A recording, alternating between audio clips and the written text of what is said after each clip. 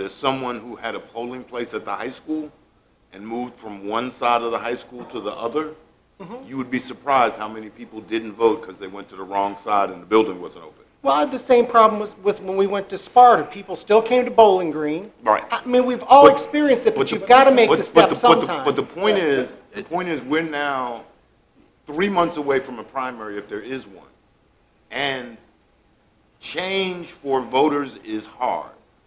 I would say we make 2016's election at the library and maybe invest in a couple of electricians to try to fix whatever their problem is and make sure the door is okay and get this year done and then move. Because we just gave money to the seniors. The Dawn Progressive Association is a part of the community. We can give money to help fix their building, even if it's a minor fix for just this year, and then everybody would know that we're going to move next year.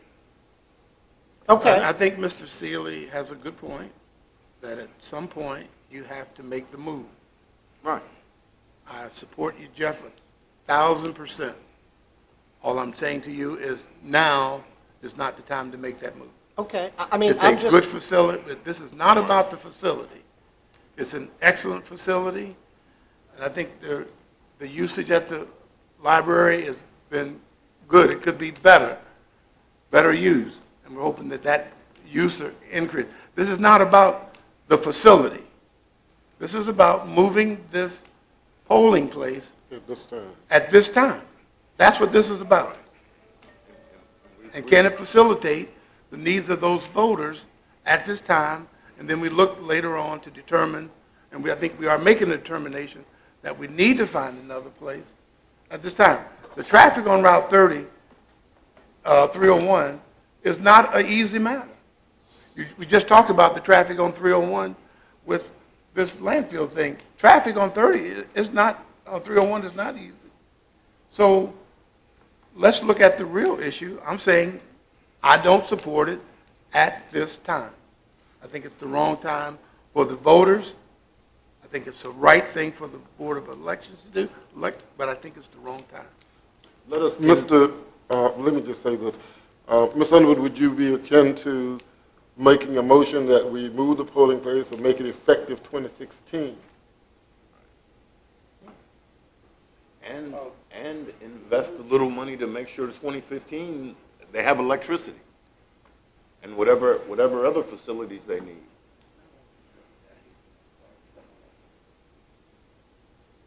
My concern, Mr. Thomas, with that is I don't want to start something that I can't finish. And I don't want to start taking money from the county and putting it in a public facility unless we private facility. We gave the facility. It's a community facility. So it's a community facility. It is a community facility. Yeah, it is. You're right. We just be investing in the community a little more. I'm sure we've invested in everybody else's community. I have no idea what it costs. We don't have to put a figure on it. What we can do is, it seems to be the consensus of the board that the move is needed, but the situation seems to be the time that we're looking at. So if we make it effective 2016, then we can then come back and look at what's needed to be done to address the issues for this final election. That way citizens will get an opportunity to know that it's going to be moved, and they can certainly think about it and know about it, and hopefully it will not impact them. I can tell you, as an elected official, I'm very concerned about my polling places. I'm very concerned about the people being comfortable going to vote. And if we're going to move, I would certainly want plenty of notice and plenty of time so that we can do whatever we can to make citizens feel comfortable in the move, because we need to get people out to vote. And we don't want to do something that's going to curb that or stop that. Having said that, I will entertain a motion.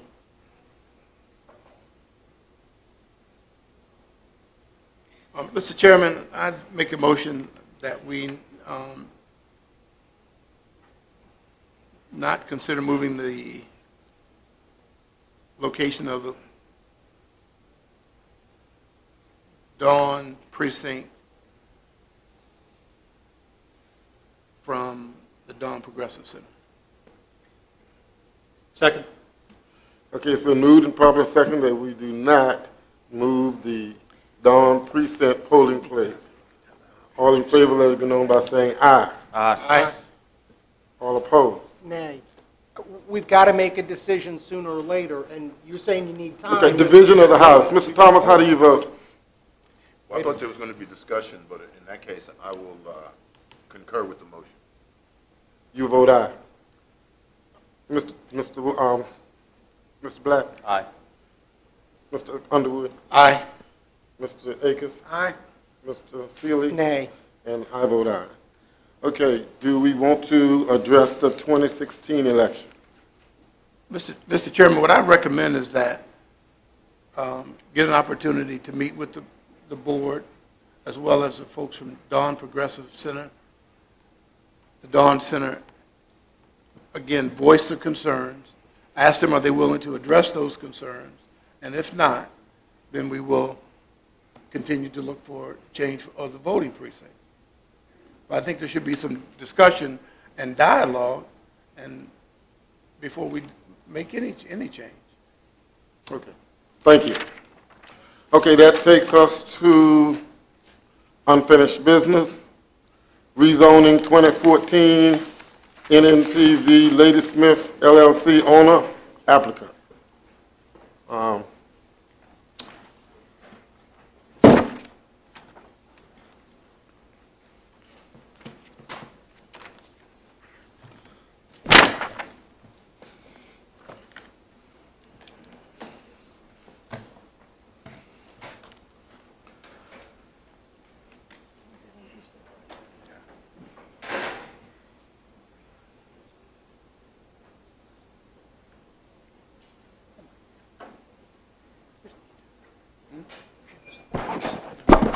Mr. Chairman, members of the board, your unfinished business item tonight is the RZ 03-2014, which was the proffer amendment request for Ladysmith Village. Sent you an email last week and hard copies of the different materials that for the board's review based upon the previous board meeting. For some reason, I did not get one of the exhibits either in the email that I sent you or in the board packet related to a discussion item that the board had related to the water wells for irrigation. So I've included those in there. The language was in the proffers. That was an exhibit that was referenced that I did not, for whatever reason, make it in the packet. So I want to make sure that you had that exhibit so you knew what was referenced in the proffers. As late as today, we have tried to tweak the proffers to address changes or comments related to discussions with the board or questions by the board. I guess the first set of proffers that you had were the proffers that the clean proffers that the applicant was willing, the language that they were willing to commit to the board. I will tell you that based on some of the discussions we've had since then, there have been some discussions about forwarding park improvements, the timing of those, etc. We do not have a specific advancement of the park improvement from what was proposed in their original proffers, which was the 1,350th residential unit, and a willingness to work with the board to move the construction of that park forward. And I know that's an issue for several of the board members here. I just wanted to clarify with the board that there is no proffer that would expedite those park improvements forward to a specific date, as has been discussed at several meetings. With that,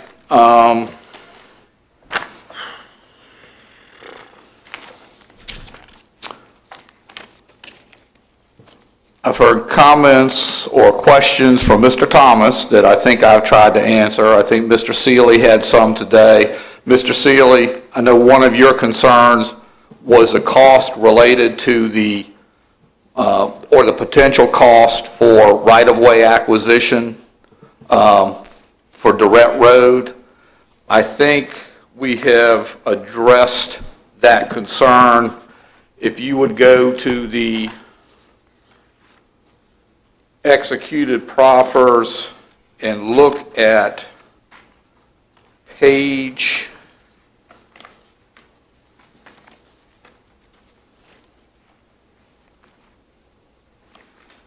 8, subparagraph 3 at the top of the page. I think you had a concern that we were on the hook for the potential for half of the right-of-way. What we've done, and I think it's consistent with what we had read into it, was that the applicant pays for 1/2 of the right-of-way for the ultimate 4-lane section. If the traffic impact study indicates that their traffic generation requires the construction of the second 2 lanes of that 4-lane section, then they reimburse us for that entire cost. If their traffic study does not require the 4-lane section, but we want to go ahead through the county's acquisition powers under state law for transportation improvements and go ahead and secure the potential right-of-way, then we would pay for that. But if the applicant has to build the second half of the 4-lane section, then they reimburse us for that cost. It does not mean we may be happy with a 2-lane section. So I don't know if it fully satisfies you, but I think it clarifies it better than perhaps what was there before.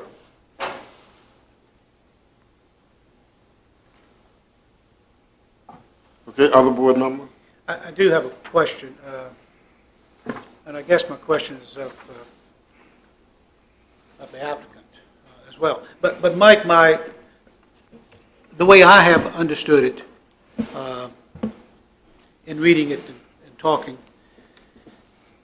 the only reason the county would want to build the other 2 lanes is if additional development took place. If their traffic impact study did not indicate that their development was going to require the 4 lanes.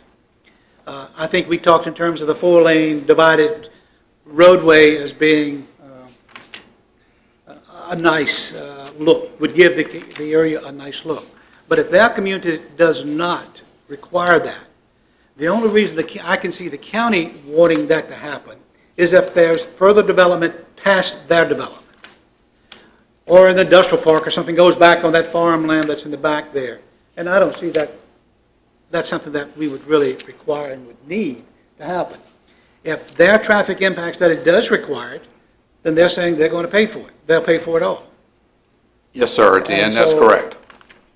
If the county decides, just for pure semantics and beautification, that they want to 4-lane the road, then, hey, that's up to the county. But it's not required.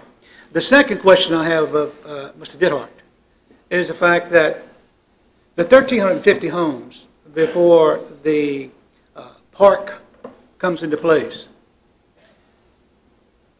based on past history, it will be a long time before it's going to happen.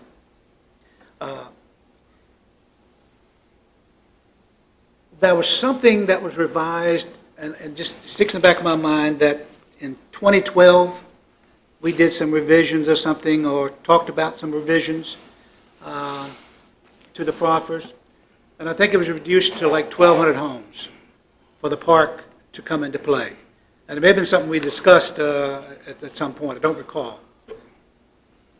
But would you be willing to stick with that 1,200 and come back to that 1,200 and eliminate the 1,350 home requirement and come back to the 1,200 home requirement?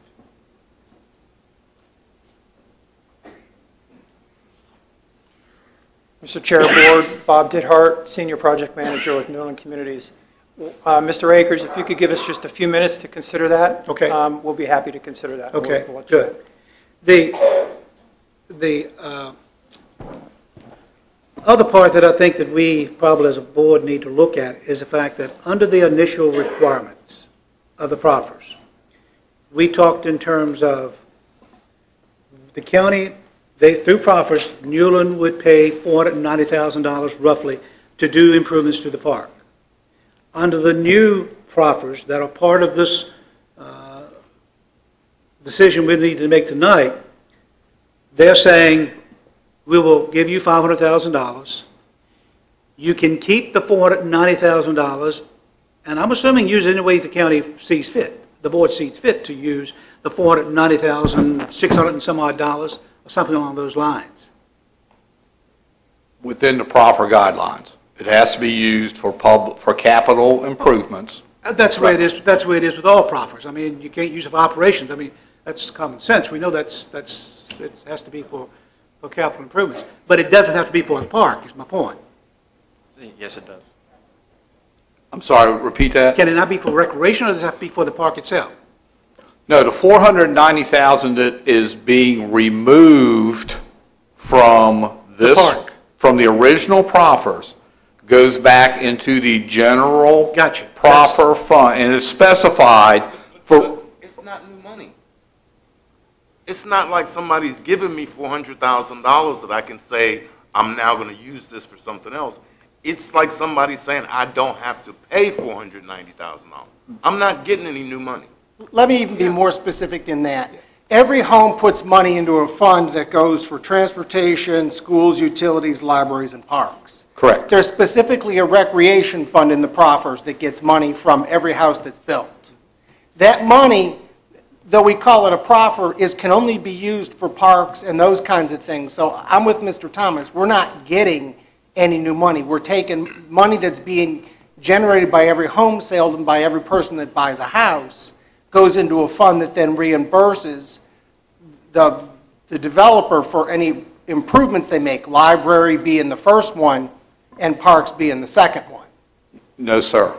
No. Not with the old proffers, not with the new. That's correct. I mean, with the old proffers, so That's correct. even though that's forgiven, it's still not new money. It's still money that's going to be in there that we're going to spend for things that are inside the development anyways. And we've already spent $1.2 million of that. We're getting ready to spend the rest of the 1.2 in next budget year for the library in Ladysmith Village. And that's on the first 400 homes. The proffers are related to public improvements, schools, public safety, Parks and Rec, library, any item that is currently included in the CIP. I don't disagree, but we've got 400 homes. We've generated $1.2 million. The library cost $1.2 million. And the proffer fund now owes the county $500,000 after next year's budget. So for us to even come over the curve of $500,000 is going to take another 250, 300 homes, maybe more than that. 100 homes at today's value, which is, I believe, 4431, would give you 440. What? 440. So 125 homes to pay back what we owe for the library currently. And then that would even start on the park yet for another 200 homes. right. My only point is you don't have to reimburse the developer for the recreation improvements to the tune of $490,000. That comes back to the general proffer fund, okay? Well, comes back is a bad choice. Stays in is a better choice. Stays in. Right. You don't have to reimburse. They have proffered to build, to take those recreation improvements and to spend up to $500,000 that does not have to be reimbursed to them for those improvements. So basically we're saying, instead of the county reimbursing them $490,000 for a park, now we don't have to reimburse them. They're going to build the park themselves up to $500,000. Yes, sir. Period. Yes, sir. Okay. We still have to recover proffer money from each house that's built. And by the time they build 2,000 houses or units, since we're up to 447 now after 10 years, by the time we get to 2,000, we will be able to finally reimburse the proffer fund for the library and whatever else is there, right? Unless the proffer fund money is used for something else later. But we could use it for debt service on things they already have, right? I believe the board previously voted to take the proffer funds to pay for the remaining half of the library, the outstanding. The majority of the board voted to do that. Yes, sir.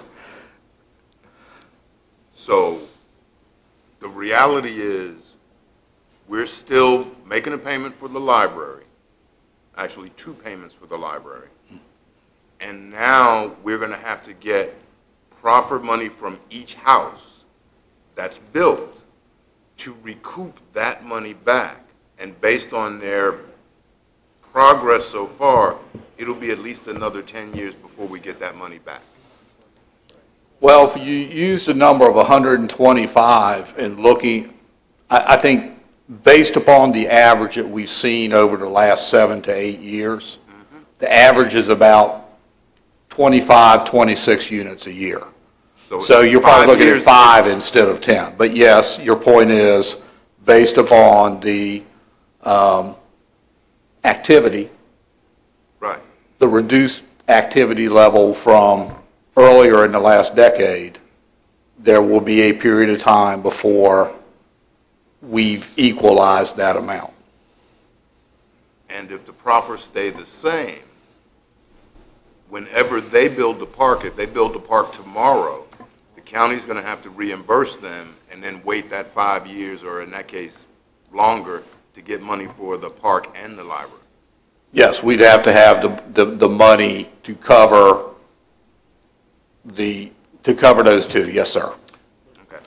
Now, I will also remind the board that in South River, they are proposing to take the remaining 250 lots in there, in what was originally South River,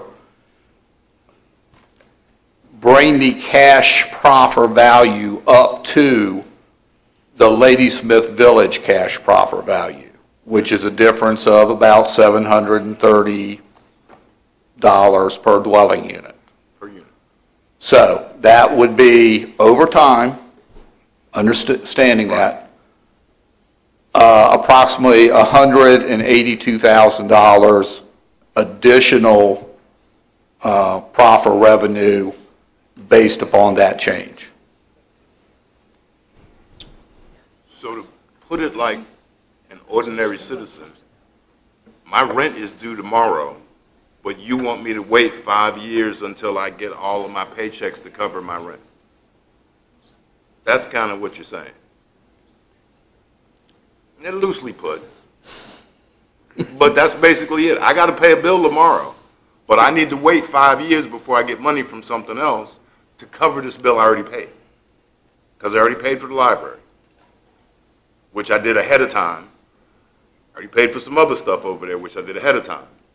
So now I'm going to wait 5, 10, whatever the economy does in terms of building. The reality is, if I live to be the average life expectancy age, I won't see it. That's just the reality. And I'm hoping I got at least 15 years, but I'll never see all that money come back. Right? Based on 125, 500,000. Okay.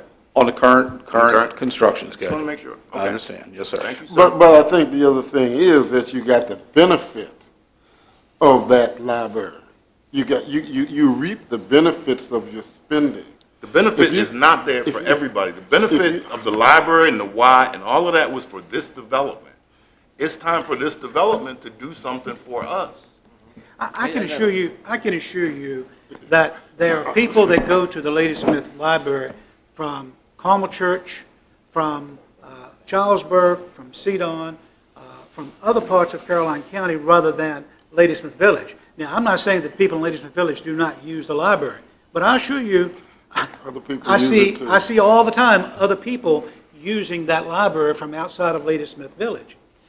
The other part that we keep talking about is the fact that we fail to mention that the money that was paid in proffers to help pay for the library, help pay for some of the other things, that money was used to widen 639 between Rice Chapel Church to Route 1. That money was used to do that. That was money used for turning lanes in Lake Landor. We've talked about that before. These are things that were needed. You either take the money of the general fund then, or you take the money of the general fund now. But why didn't we use the same profit money to put a fire station in Belmont, where most of our business is? We did. There was money given to the fire station at Ladysmith and some. But they already have it. Why don't we put something where we didn't have it rather than put something else? Because Okay, I'm finished. I think I made up my mind. But I think the other thing too is many people moved to Ladysmith Village because that library was there. That library enticed people to come in and buy property and do other things. So it's not a one-sided thing. It's not like we did not benefit from it. And I just don't want it to seem as though we gave If everything. we benefited, how and come we didn't got get- 447 houses in 10 years? Well, the That's what I'm 400 saying. yeah, we might have gotten 447 houses. We could have in got 10 years. 447,000 with a bookmobile sitting out there. Well, depends on how you look at it. I'm looking at it straight. We fixed 639, which basically made a quality of life much better for those persons.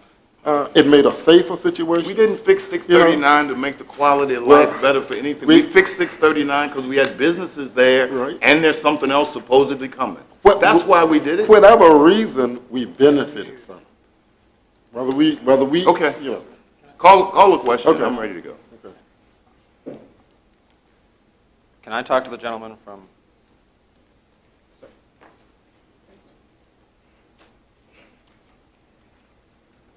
Mr. Black. Mr. Seeley has gone into detail about some numbers and so forth. The numbers are being flown around. I got a more broad question for you. Okay. How does this project benefit Caroline County? Not Ladysmith Village. How does it benefit Caroline County?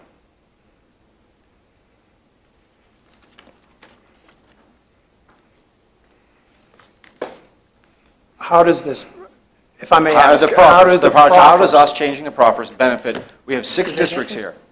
Not one, we have 6. So my question is, how does it benefit the people outside of one district? How does it benefit Western Caroline? How does it benefit Madison? How does it benefit, or outside, not Madison, Port Royal? How does it benefit Bowling Green? Mr. Black. Mattapanai? My name is Gloria Fry. I'm an attorney with McGuire Woods here on behalf of Newland. And I think that this case, whether it's a yes or a no vote, really boils down to just a few points. How it benefits the county is reflected in these points. If you say no to this case tonight, then South River remains zoned PRD under the same zoning that it has, under the same standards that it has, not to Ladysmith Village standards and not part of the planned mixed unit development. So if you say no, you just end up with South River the way it is. You end up with South River at the same cash proffers the way it is. Cash proffers go into the general fund that can be used at the discretion of the board for projects in the county. If you say no, then the other positive in this zoning change is that the applicant has proffered to dedicate additional land for public wells. That is not in the current case. So That is a detriment to the county. The current case does not have any restrictions on the mix of housing types, either in Ladysmith Village or South River. With this case, you're guaranteed that you've got that 76-24% mix of housing that you want to see in a traditional neighborhood development. If you say no to this case, the improvements that have been proffered to Durrett Road are only reflected on a map that was filed with the master plan. It doesn't say when Durrett Road is going to get done. It doesn't say how it's going to be designed or when the right-of-way is going to be improved, and that benefits more than Ladysmith Village. If you say no to this case, then you have a proffer in South River that says you get 2 areas of not more than 5 acres, improved, that's not defined, in an RPA with no proffered amount for improvements. And if you say no to this case, then you also agree that you will reimburse Newland $490,700 in costs. If you say yes to this case, the county has the option for 10 acres to be dedicated at a cost of improvements of $375,000, or the choice of 10 acres at $500,000 or 15 acres at $375,000, neither of which have to be reimbursed by the county. There is a proffer in the existing case that offered public office space to the county that has expired, and Newland has renewed that offer for that public space. That also benefits the county at large. It really boils down to a yes or no vote, and those are the choices that you'll be making this evening. Public space for county office is like what? What's public space for a county office that you're going to do? Is that like we're out in tents in the field? You're not public space for an office, for county offices that you just referenced? The proffer refers to you giving the county land? The proffer, Finished space. Finished space as in a building, office, occupiable space? Correct. which proffer is that? This is the, I don't know what number they can read out. It was really for a police station. I know the old offer.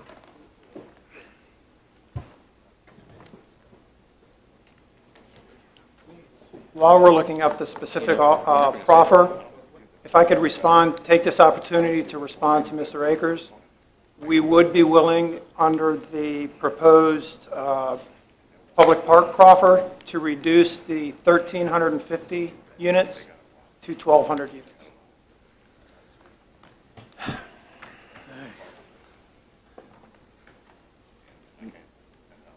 Mr. Fincham? I've got several questions, I guess. What did you say the pace was on this 1,200, now that we've reduced it from 1,350 to 1,200? Is that, I mean, on the current pace right now, what are we looking at for the park? Is that 2030 or 2040? Hang on one second.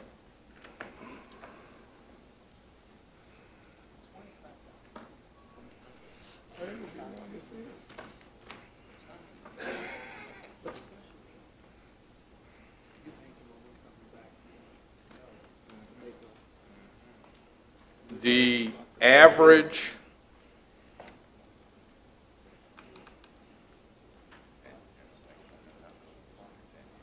currently there are approximately 451 units either under construction or have been built in the two communities. We got 451. 451. And we said we were averaging what per year? Over the last, I believe it's 8 years, we've averaged about 26 units a year. So 4 years. So 4 years to, all right. So, okay. 1,200 minus 450 is 750 roughly.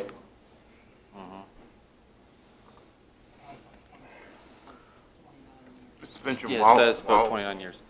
So, what? okay, it's about 29 years. The second question I have for you is in South River. If the proffers weren't changed, I guess the question in South River, can a townhome be built in South River right now? No, sir. They're all single-family detached. Okay. And what has been selling in Ladysmith Village? What is the majority of the buildings that are being built in Ladysmith Village? What is being built? The majority has been townhouses for the last. Townhouses. Could I ask Mr. Fincham one quick question? Thank while you. do this? Mr. Fincham, do you recall in the proffer numbers, at what unit number were we supposed to build the library?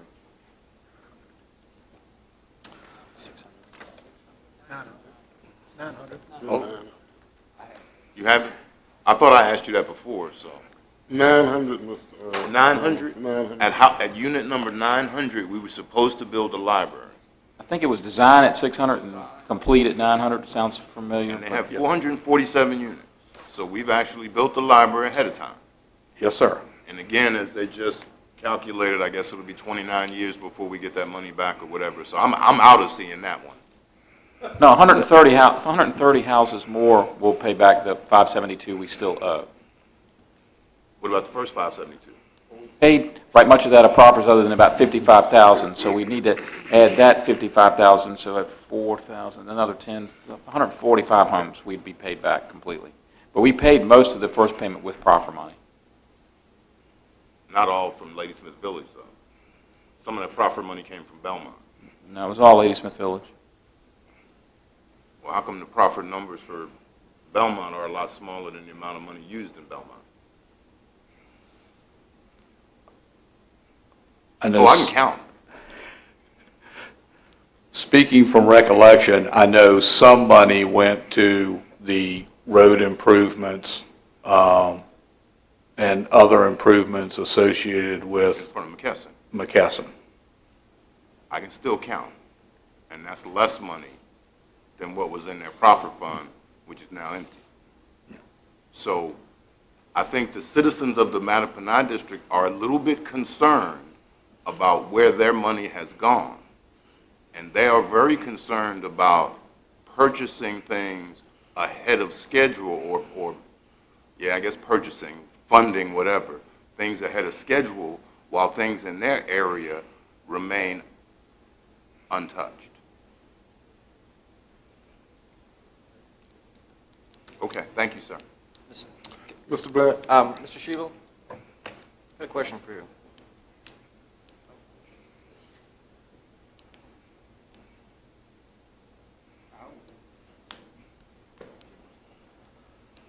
I guess the question is, I guess I was misunderstood or whatever. I thought the whole center of this proffer change was the park that was going to be coming to us fairly early, but I guess that was my misunderstanding.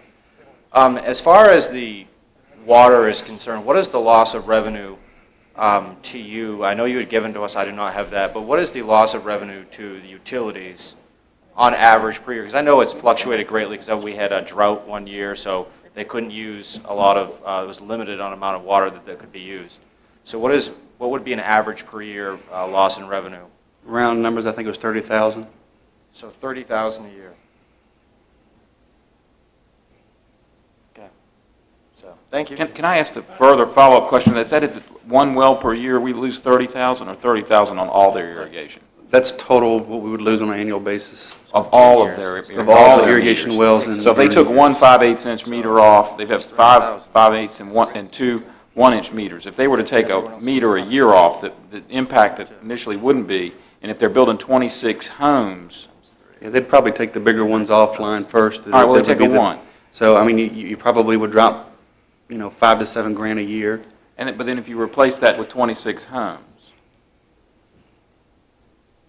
Each home's $16,500. no, I mean the usage. The availability? Yeah, I know. No, not availability. What they're using in water every day. Right. I mean, you end up getting capacity back that you could be able to use elsewhere. That's because we're irrigating with treated water. That's correct. And so to say over a number of years, 4 or 5 years, we had to put another well and treatment facility in for $1 million, and we're pumping water out on irrigation that we could be using in those townhomes and houses. If we come off slowly 1 meter a year that is in these properties, I don't see it as a net loss of revenue. It's probably somewhere close to a wash. We'll get that water availability back, and we'll be putting treated water in the homes, and they'll be putting untreated water out on the ground. So, I mean, yes, if you just take it, we took all of it off with 30,000 whole, but it doesn't happen that way. And I think the having that water back to put in homes is an actual cost savings, not a loss. You mean the increased capacity? Yeah, for what we're not pumping on the ground, we will have to be able to put in to sell to people to use in their homes. So you may not lose anything. Right, if you actually had to go out and spend capital money to put in additional wells, you know, if you actually look at that investment compared to the $30,000 of the revenue that you get, and you can only sell that $30,000 during the summer months, whereas you get a customer, it's going to be a 12-month sale. So it does, the dynamics of it change. You're really in a double-edged sword where you're at now, where you're going to lose, short term you're going to lose that income, but long term you're going to gain back that capacity to be able to use elsewhere. But there again, it's not 30,000 all at one time because you can only turn off 1 meter a year. That's and correct. during that year, we'll be building additional townhomes and homes in there that we'll be hooking water back up to, that we'll be selling water and sewer to them for 12 months out of the year instead of just when they happen to irrigate. So I don't see that really as a loss. Not to mention the beautification of the area, because they will not be subject to water restrictions. So they will be able to irrigate, they'll be able to plant, that greenery will look nicer. As a result, their homes will sell more. It's all in the way you look at it. Mr. Chairman, Mr. Chairman, can I ask Mr. Culley just Sure you for a can. piece of advice? Mr. Culley, you've listened to us go back and forth, and you listen to the attorneys. I need a little bit of advice at this point. Looking at it from your perspective as our county administrator, what's your gut, and what are some of the pros that you see and the cons based on the new proffer, and if we stay where we are now? Professional opinion. I understand. I prepared a little document to answer questions. Mr. Fincham, you're next. Well, Just put you on notice like we do in school. I don't want you to go to sleep. You're next. Yeah, I handed it out to everybody. Okay. Yeah, you did. Obviously, I think we were all under the impression that we were getting a park, and I think we found that while we might be getting that park, it's going to be a long way off. And so we clearly will save not having to reimburse them for that park project of $490,700. That's in our current proffers, and that's right in here on page 2 of this little document I put together. Right. So ultimately, when we do get that park, they will have spent $500,000. We will have saved $490,000. Now, obviously, that $500,000, 20 plus years into the future, is not going to be what $500,000 is worth today. Correct. So you have to discount that. But you would actually be getting 10 acres of land if that's what you chose, or 15 acres if that's what you chose. You're just not going to see that park, it appears, anytime soon. So I think the park thing you kind of just got to take off the table, other than you would save at some point from the proffer fund $490,700 of actual money that can be used for something else, that if you leave the proffer alone, ultimately you'll have to pay them back out of the proffer fund for what they spend on whatever park they do whenever they do it. So take that out of the mix. The density, I think, is where it becomes interesting that they actually are tying down some things that are very loose in the original proffers. And so if you get over to page 3 on that, the maximums change. So right now, any neighborhood in Ladysmith Village, South River is different, but the Ladysmith Village part, they are working on this ratio that works out to 76% single-family detached, 24% townhomes, apartments, other residential types is the way it's defined. Any neighborhood can have any mix of that up to 100% all townhomes, as long as they don't encroach on it. You know, they've got 750 they could build total, and they've got 655 of those left they can build. So right now they've got 655 townhomes they could build.